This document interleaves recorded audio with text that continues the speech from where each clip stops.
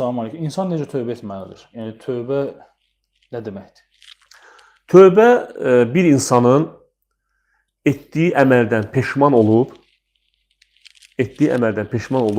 həmən əməli tərk etməsi və gələcəkdə bu əmələ bir daha qayıtmamağı əzm etməsidir.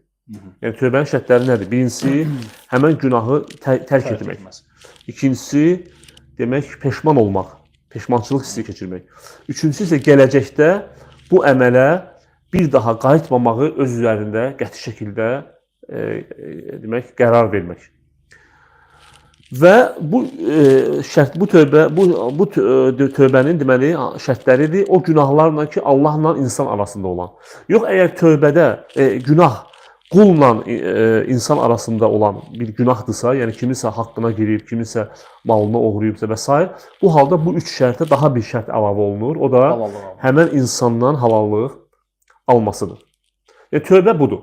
Yəni insan günahı tərk etməyibsə, bu tövbə sayılmır. Yəni məsələn bir insan ağzında siqaret deyir ki, mən tövbə etdim siqaretə.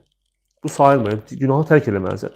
İkincisi peşman olmalısan. Peşmansız çəkməlisən ki, mən bu günahı etdiyimə görə peşmansız hissi çəkməlisən.